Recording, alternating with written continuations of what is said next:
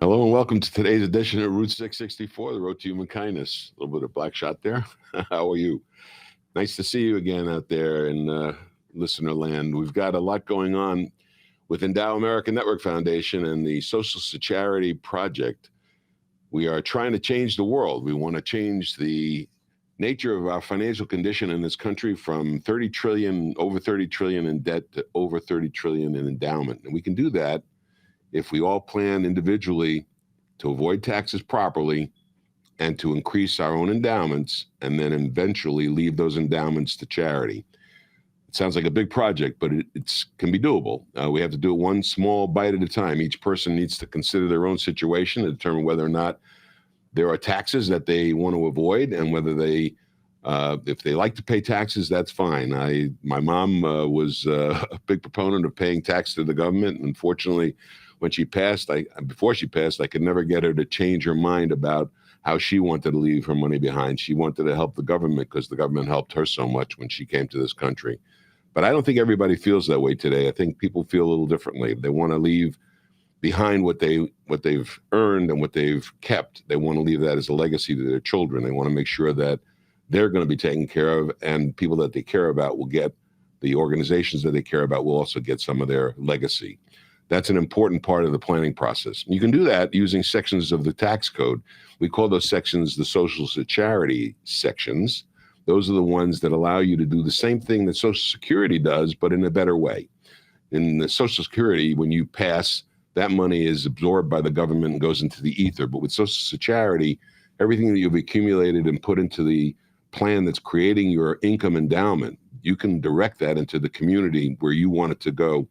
You can help organizations that you care about, and you can make a change and a difference in the community. And you can make a difference in the world overall. If we can endow America, we can endow the world. And that's the benefits that we can create using what Congress gave us all those years ago in 1969. Today, in our social and our economic climate that we live in today, it is a very difficult problem. Wall Street Journal talking about how to ease your children out of the financial nest.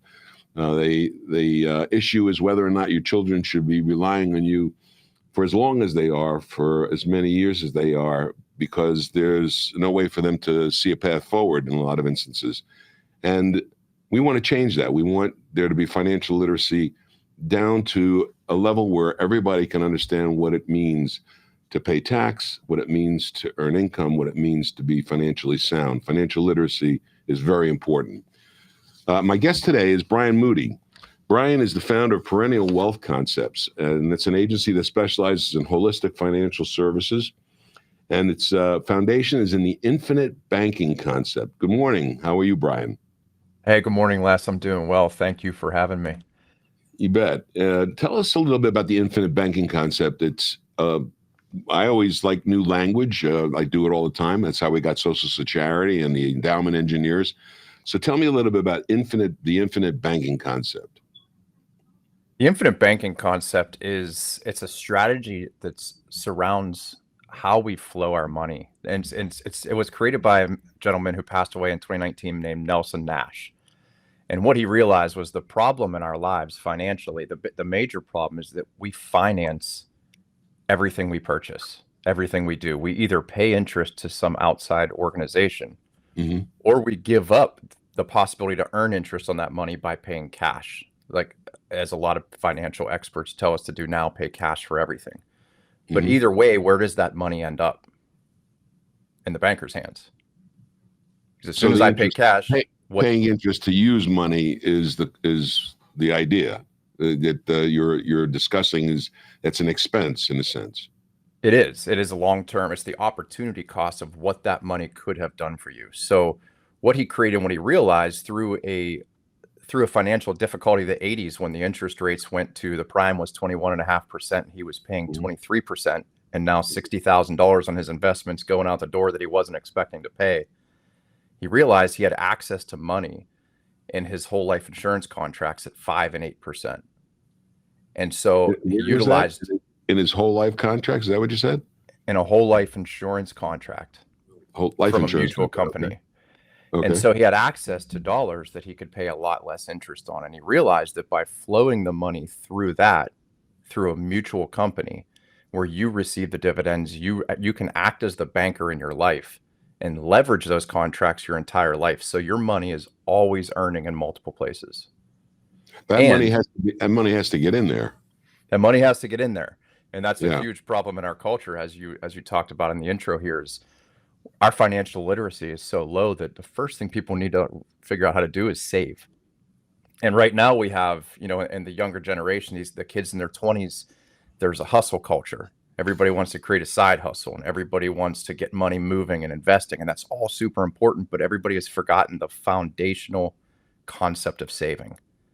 Even the banks, who are the largest money makers in the world, they save their money in whole life insurance with mutual companies. It's a tier 1 asset for them. Mm-hmm. And so first we teach people to save. Now we put it into this tax efficient environment, super tax efficient environment with an income tax free inheritance. And that can go to charity. That can be used for charitable remainder trusts. That can be used for generational legacy while enriching us through our lives. I don't mean to interrupt you, but you're a big proponent of life insurance as a means to save and to accumulate assets. Correct. Yes. Yeah. And most people don't really understand the benefits of life insurance. They kind of think of it's only necessary to protect against death. But you're talking about the other benefits that come from using life insurance. What are those benefits? Yeah, there are immense benefits, and it really, if you think of it in the traditional sense, what they should call that is death insurance. So most people think about buying term life insurance to mitigate the possibility that they die while they're young, to leave something to their family. But life insurance is a very different insurance product if you understand how it works, because we're mitigating against the time when an event occurs. We're going to match a guaranteed event, our departure, our graduation from this earth, with a guaranteed outcome that this contract pays. Everything else in the insurance industry relies on the word if, right? And that's the center of life. So I don't know if any event is going to happen. If is the center of life. Okay, I got that. I like that. Yeah. But yeah, so we have a guarantee. So it's the contractual guarantees. We all live until we don't. So we have this contract that supplies all kinds of phenomenal financial benefits. It gives us guarantees. It gives us certainty. It gives us the ability to leverage. It gives us the ability to pay what's called a waiver of premium for disability if you qualify.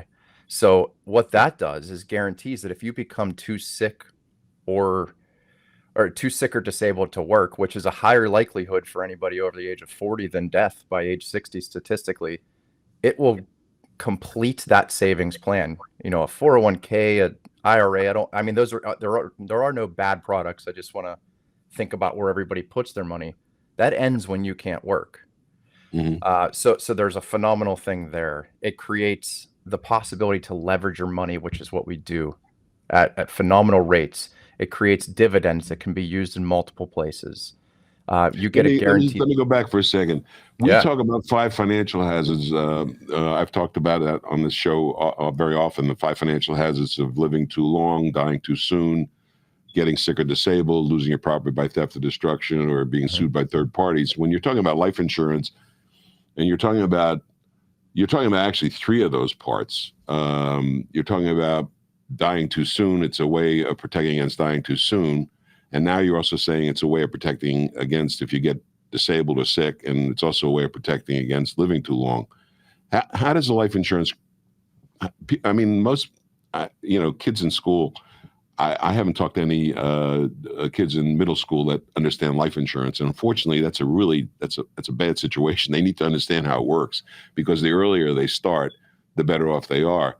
But tell me a little bit about what are the characteristics of the life insurance contract make it so attractive? It's a unilateral contract, for one. So every guarantee that is written in that contract, especially, let me differentiate first too between a stock company and a mutual company, because that's important for how we practice this concept. A stock company is just like it sounds. They're going to pay their shareholders when the company's profitable. A mutual company, when the company's profitable, shares the company. As a whole life contract holder, you are a mutual owner of that company. And so based on how much how big your contracts are, you share in the profit of that company. So that's important in the contract. But it's a unilateral contract. You have to hold up your end of it. You simply have to pay the premium. How you pay the premium, there are multiple ways that it can be paid. Sometimes it can be paid from within. So all of the language is written that they have to provide all of the benefits to you. And that's what's super important.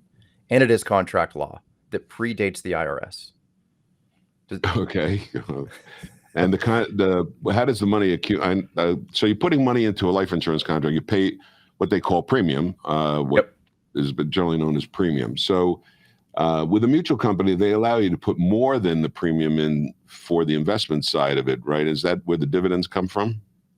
They are the investment is, that would tie more to a universal contract, which I don't recommend because there's no risk in a whole life insurance contract. Yeah. But there are sides to the contract, or they're what are called riders. So it's like an attachment in the contract that you sign that attaches to your whole life policy.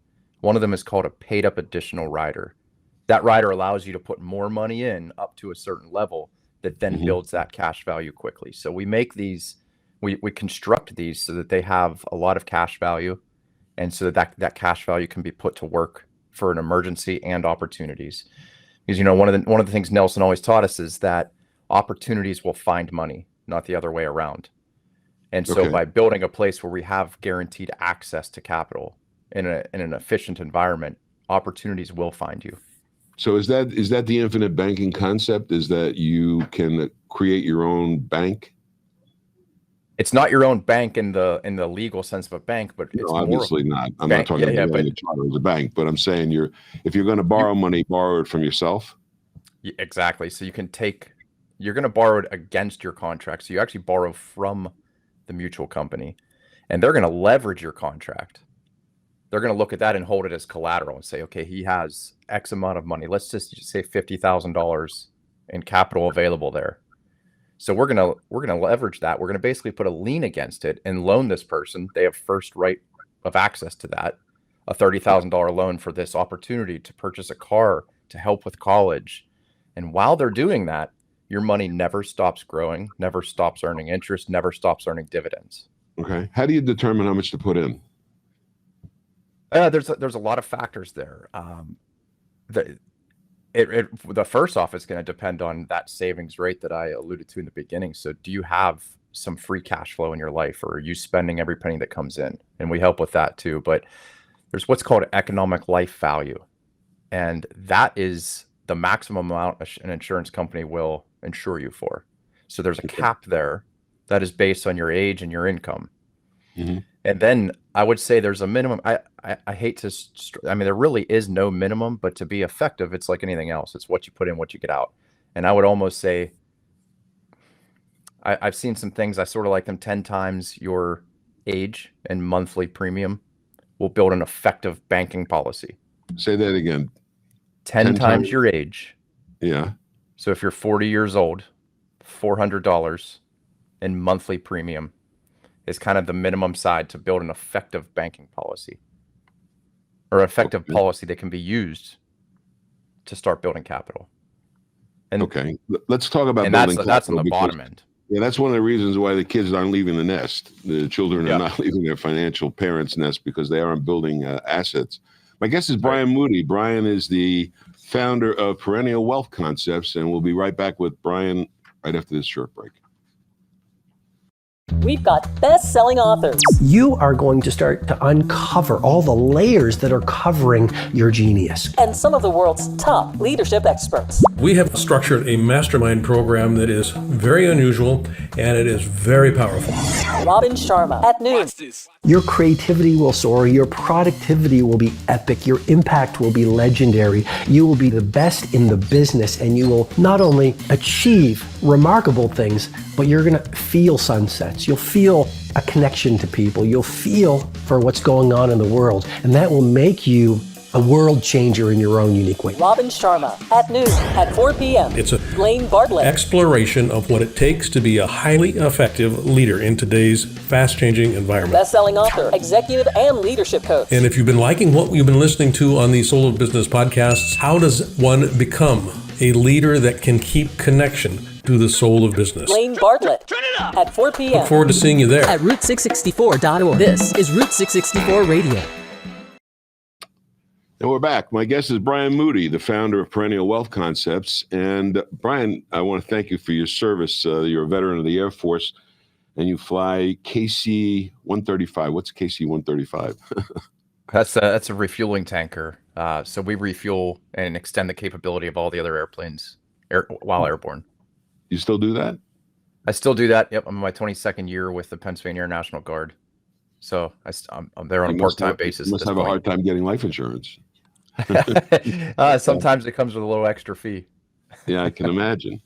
So, most of the young people today, I don't think they consider life insurance, becoming life insurance agents or, selling life insurance as a profession that they think about. It's like goes back to what Woody Allen used to say: if you want to torture somebody, put them in a jail cell with a life insurance agent. But I come from a life insurance background. My father was a life insurance salesperson going back into the 40s, 50s in New York, and he had a very simple way of presenting things. He used to sell endowments at age 65. And we never really thought about that much recently, but it's come back into the language. We use endowment now a lot to define the income that you're getting in life, which comes from an endowment. So when you're creating this life insurance portfolio or the life insurance package that has your savings in it, isn't the ultimate objective to create the income? Ultimately, yes, and we can do that to create passive income in later years. One thing on my end, and I talk about this openly even with all my clients, is I personally don't believe in retirement. I think that you should, retirement is what you do with your shoes when they're out of service. It's putting something out of service, right? Yeah. We were put in this world by our creator to do something, to be productive, to serve humanity in some way. So there may come a time in your life when you want to take passive income from these, and they are built and structured in a way that we should build up that kind of capital. And had we actually leveraged that capital appropriately through the process, we'll also have other assets that create income. So yeah, we can take income from the contract, and we can take income hopefully from the assets we've built along the way, utilizing the contract. So does the contract help you when you say contract? You're talking about life insurance policy. So I'll say policy. Yeah. Let me use the common term of policy. Yeah, when I say contract to people, they think it's much more complicated than what it is. It is language that's very complicated. If you try and read a life insurance, if you want to go to sleep, read a life insurance contract. Having trouble sleeping at night, you're insomniac. But the terms and conditions that they put into the life insurance contract are important, and I think that those are the elements that people need to understand. How many different ways a life insurance contract can help in a financial situation. Obviously, dying too soon is an issue. So you can't do anything to protect against dying too soon if you're interested in protecting your family and making sure that they have a legacy, so that they also have an endowment. Basically, you're creating an endowment for them to be able to live on in the event that you're not there and you're the breadwinner. But how do you as I was going to say before, the life insurance industry is not doing much to attract young people, as far as I can tell. How did you get into the life insurance industry? I stumbled across the book, Becoming Your Own Banker, and about 7 years ago on a deployment. That it was wild. All there is to do when you're deployed to the Middle East is fly airplanes, work out, and read. And there isn't a whole lot else going on. So I would read a Kindle a lot just so I didn't have the burden of carrying paper books, across the world with me. And it kept popping up on the Amazon Kindle app. It's books you may like, and it sounded hokey. And the title of the book is Becoming Your Own Banker, and I thought, you can't do that, and I dismissed it. And it just kept appearing. So finally, I read it, and I ended up, I even recommend to people, don't read this book at night, because I stayed up all night. I read it twice. I was like, I can't believe nobody's taught this to me. And I read that book over and over and over. And ultimately it was, I'm telling everybody about it. I'm sending them to somebody that helped me get started.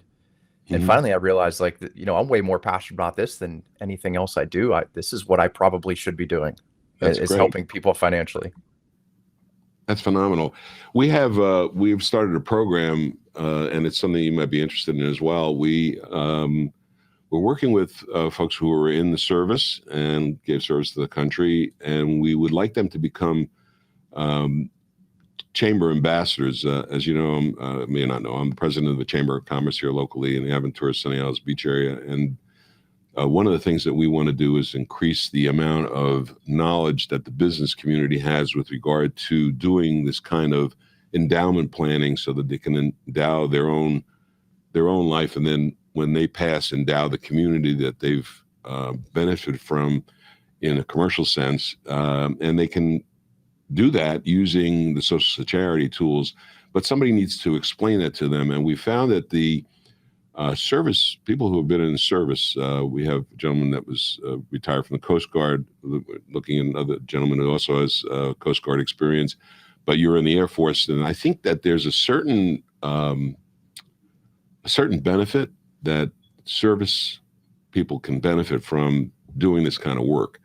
And what would be better than retired service personnel becoming endowment ambassadors, endowment and engineers, and being able to show people how to use the social security products, plus know how to use life insurance, how to accumulate wealth. So I applaud you for your transition from the service to that kind of service. It's still service. It's a very important service to the community. Brian Moody, how can folks, I think we're going to have you up on the Chiron, but you work around the country anywhere, and are you limited in scope of what you can do? Nope, I can work anywhere in any 50 states. We just do it via phone call, Zoom calls, and we connect that way. So I have clients all over the country. And why do people want to talk to you as a financial professional? Well, we bring something different. You're gonna hear some non-typical things about the way money really works and some new ideas. We're gonna be with you for the long haul. This isn't a product sale and move on. And everything is about relationships in this world. So with every client, I pretty much have a friendship, and I like to build a relationship, and that's going to be ongoing. And the network we're building is phenomenal. So the connections you make and the people that I connect to each other has just really lifted the tide. That's great. The collaboration. So we have a world right now where there's a lot of economic chaos and we don't know where we're headed. So folks like you are very important on the road to human kindness, and we appreciate very much the time you spent with us this morning. Brian Moody, the founder of Perennial Wealth. Thank you. You took away my cheat sheet. Yeah. So thank you, Brian. Thanks for joining us, and I hope we can work together with you. We'd like to get you to be an endowment engineer and to understand what we're doing with Social Security and these tools, because they are ways for people to reduce their taxes and spend more on insurance. Pay less in tax, give more to the insurance company, and you get more benefits, more bang for your buck going forward. So thank you very much for being with us on Route 664, the road to human kindness. We'll be right back. Thank you. You ever just want to tune out the world and relax? Then you've come to the right place. At Route664.org, we've got great music that will keep you entertained for hours and uplifting conversation that will make you feel good about yourself and the world. So come on in and take a load off. We won't judge here. Route664.org. And we're back, and I'm joined now by Wanda Miles, the amazing author of a new book, which is called Social Security: How Tax Code 664 Saved Generation Alpha's Retirement and a Nation. Good morning. How are you? Hey. Yeah. Thanks, Brian, for joining us. I want to thank him again. Yeah. Thank you. He's a rock star. So everything that you ever wanted to know about Social Security is contained right here in this little book that was created by Wanda Miles. It was fun to the write. Author. Yes. And it's fun to read, too. Yeah. And I've got several copies. We would like to make some copies available to you if you're interested in getting a copy. How are we going to do that? How can we do that? I believe that we were going to see. We're making the sausage right now. I think we were gonna website and sign up, or you can sign up on Facebook. Just sign up. You can sign up below right now on the in the comment section as well, wherever we find your name and your email, and that's how we'll get back to you. That'll be good. And we'll register people, and next week give away a book. Okay. And yeah, everyone needs to read it because it just explains it so nice and fun. Yes, it does, and it's not very long, so you can get through it in a very short period of time, and you can read it over and over again because you'll need to, in some instances, because there's a lot of stuff in there that is a little bit, you got to get it under your hat. You got to get it into the control of the mind. It's taken me years. Yeah, it's taken me years too. Although Brian's very impressive. I can't believe he just jumped out of the military and then jumped into insurance selling. Yeah, and insurance. I think, as I said before, I think the people who have been in the service, they have a kind of a different way of looking at things. I think they understand more about mortality for sure. So becoming an endowment engineer is not all that difficult. No, it's not. It really isn't. He's an endowment engineer, but he's using a particular way of doing the endowment, and that's using life insurance. And what we're doing is saying there's other ways to do that, and you can multiply your effectiveness by using social security devices, because those are also tax favored, and they're very powerful ways for you to be able to utilize your money and make it work more for you as opposed to paying tax. If you can pay less tax, you have more to spend. It's really powerful. Yeah. So the other thing, the Wall Street Journal had another article, which was a simple way to get employees to increase their retirement savings. You can see that headline. Oh, wow.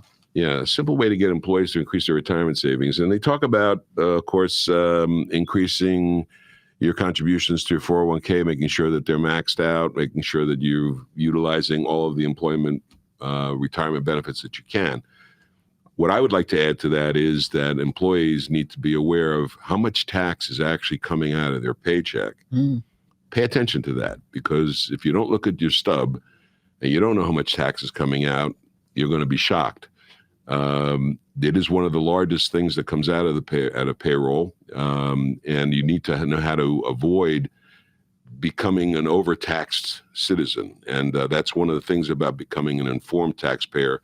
If you understand how you can adjust brackets to lower a tax bracket from 32% to 22%, that's a big difference. And that's just moving the amount of adjusted gross income by using some deductions. And you can create some deductions using Section 664, the Social Security. Socialsecurity.org. Visit us. Yes. And we're going to have a lot of interesting information on there that will be part of the resources that you'll find on that website. That's true. Also, the radio station. Yeah, the radio station is really important. It's route664.org. Great music, great conversation about how you can be a philanthropist, a voluntary philanthropist, and just enjoy some great music. And there's an app. There is an app Apple for that. And on the Android. Yeah, if you got either or both, you lucky dog. Yeah, and travel with it. Listen to it on your radio and on your CarPlay. Yes. Radio. I get I don't want to say record different player. Kinds of music, different genres that, they just mix so well together. It's really fun to listen to, I think. You do an amazing job. Why, thank you. I love music. Music makes me happy, and I think it makes everyone happy. So that's why we do it. Yes. So it's a road to human kindness and a road to happiness. There is no sad country songs that make you want to drive off the side of the road. Okay. There are no sad love songs that make you want to drive off the side of the road or over your ex-lover. Okay. It's all happy songs, happy music. And not only that, you can hear some really interesting talk. There is some of the replays that we're doing. You'll hear this conversation today. Yes. And the main thing that I like to get across is that you can change the way you do things if you understand what can be done. And somebody needs to help you do that. And that's where you need to find an advisor that understands how to do this kind of work that we're talking about, an endowment engineer. There's going to be a society of endowment engineers very shortly that will be a place for you to use the resources that are available out there, whether you're in Miami or you're in Wichita or you're in wherever, Poughkeepsie, or I don't know. out on the West Coast. Actually, there are places that really need this work a lot. There are places that need to increase the charitable wealth, and we need to find a way to get the government out of the non-governmental organization support business. We can't have the government using our tax dollars to support charities. We need to do that directly. And when we do it directly, it's much more effective. Socialsecurity.org. Go there. Route664.org. Yes. And get a copy of the book. One of the best tools you'll ever find to learn about what we're talking about with regards to social charity. And I want to thank Wanda very much for the work that went into that. For the work you've been doing for decades. And thanks to Brian Moody for joining us today, perennialwealthconcepts.com, if you'd like to find out more about him. Absolutely. And all the work he's doing. And thank you for joining us today on Route 664, the Road to Human Kindness. We'll be with you again same time, same station next week. Have a great week.